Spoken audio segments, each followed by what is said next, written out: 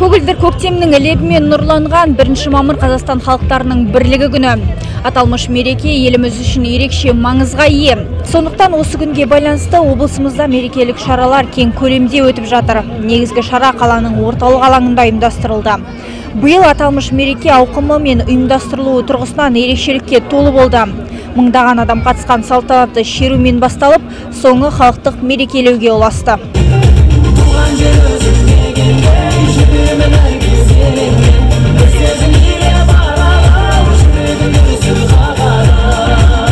Шараға қатысқан облыс әкімі Самат Ескендіров еліміздегі оң өзгерістер мен қол жеткен барлық табыстардың қазыналы өңірді мекендеп отырған этностардың өзара бірлігінен, татулығынан тамыр тарататынын атап өтті. Бұған экономиканың серпінді дамуы, сондай-ақ елбасының этносаралық келісім мен бірлікті нығайтуға бағытталған сарабдал саясаты ықпал етуде. Бүгінде барша әлем Қазақстанға қызыға қарайды. Біздегі татулық пен ынтымақтастықтың беріктігі талайға үлгі боларлық. Халқымыз қашанда бір мақсат жолында жұмылып еңбек етуге әзір. Оны бүгінгі мерекелік шарадан да байқауға болады, деді аймақ басшысы.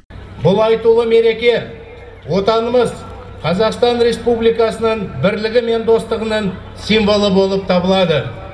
Еліміздегі бейбітшілік пен келісім бұл Қазақстанның саналы да парасатты таңдауы және елбасы ұлт көшбасшысы Нұрсұлтан Әбішұлы Назарбаевтың сындарлы саясатының негізгі принципі.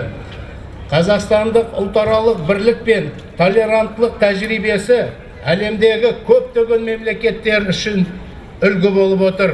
Құттықтау сөздерден кейін өңір жетекшісі Қазақстан халқы ассамблеясының қоғамдық бірлік алтын медалімен Солтүстік Қазақстан облысы еврей мәдени орталығы қоғамдық бірлестігінің төрағасы Ражбил Евдаевті және Солтүстік Қазақстан облысы мәдениет басқармасы бастығының орынбасары Наталья Пульникованы марапаттады. Бұдан кейін орталық алаң төріне тігілген бас сахнада этномәдени бірлестіктердің мерекелік бағдарламасы ұсынылды. Ұлт өкілдері жұртшылыққа өздерінің асқақ өнерін арнап, көңілді шалқытып, тойды ән-думанға бөледі. Облысымызда мекендеген жүздеген ұлттардың мәдениеті бір сахна төрінде тоғысты. Мызғымас ұлт достығының бір көрінісі де осы болса керек.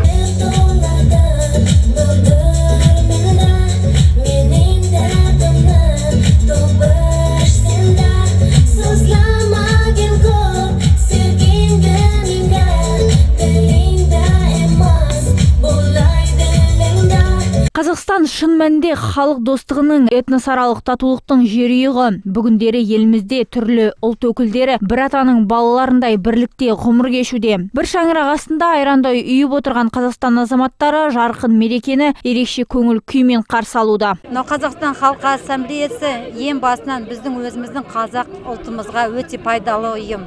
Неге десеңіздер, осы Қазақстан халқы ассамблеясы арқылы біз басқа мемлекеттермен осы ұлтта тұратын қатынастарымыз өте жақсы дамып жатыр.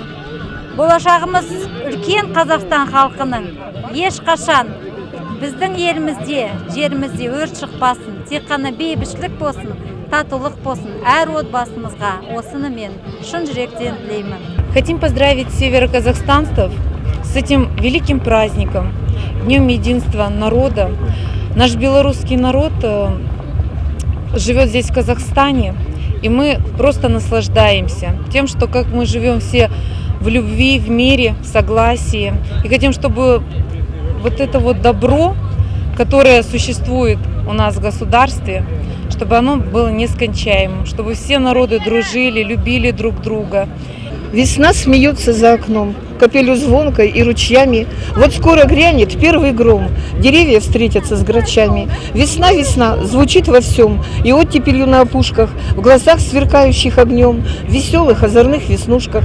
У дороги талый снег ощетинился ежом, и сосулька из трубы свесилась мечом. Везде талая вода, солнце отражение, и как в юные года на душе смятение. Орталық алаңға жиналған жұртшылық өздерінің көңілдеріне ұнайтын шараларды тамашалауға мүмкіндік алды. Мұнда концерттік бағдарламадан басқа түрлі спорттық сайыстар, қолөнер шеберлерінің көрмесі ұйымдастырылды.